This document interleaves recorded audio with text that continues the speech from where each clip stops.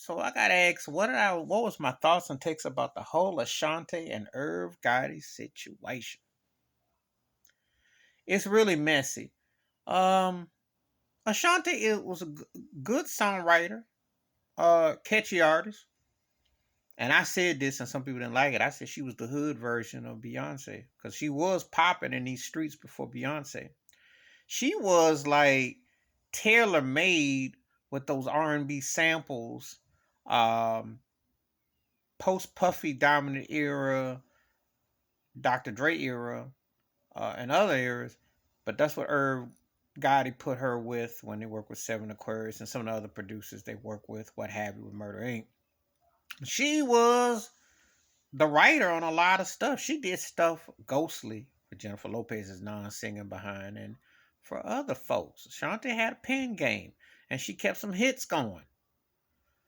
Now, their personal business has gotten way too much attention. And I'm gonna tell you something for Irv Gotti and Ashanti. You're not Ike and Tina Turner, so stop with this. But I will say this: both very successful in different ways. I think Ashanti's getting her masters or something. Irv made a big buku loot after that whole mess with the feds and how they were going after him, which was a bunch of jive.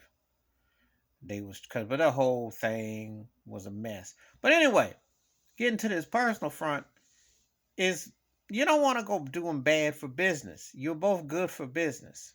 That didn't work out personally. That cracked me up. Some people are like, oh, act like they were shocked that they was about messing around. I'm like, are you crazy? I mean, Mariah Carey, Matola. I mean, the most of the time, I hate to say it, most of the time, women in the industry get put on.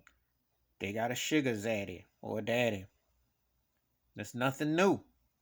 Stop acting like you knew. Stop acting like you brand spanking new, like you still in bubble wrap and don't know how the industry work. You know, Ashanti associated with successful men from Irv to Nelly. And I don't get into all this. However, I think it's petty that Irv Gotti going on and talking when you just need to shut up, take your bag, and be cool.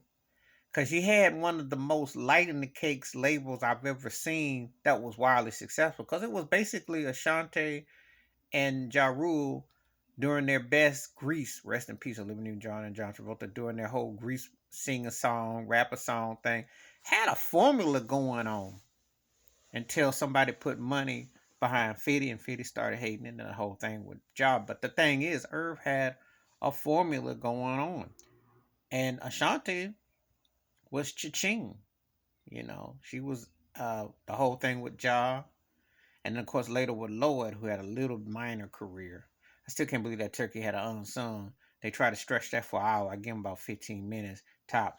But anyway, cracking up because I'm like, Herb, man, look, you got the bag, you got your bread, you should be cool. You shouldn't have no say about Ashanti, you know. And some people saying Ashanti's mother pushed the game, comparing it to a Lee R. Kelly situations. They all do that. They all do that. If somebody has got the bag and got the pull, they're going to push said daughter onto said person. Ain't nothing new. Ain't nothing new. And over in White World, no one talks about it because I can't really go into that. But Celine Dion, her who later married her husband, they met when they was 12. Nothing went on, as I know, and all that. But that guy was her manager, mentor. Okay, ain't nothing new. So stop acting like this is new. But the bottom line is this.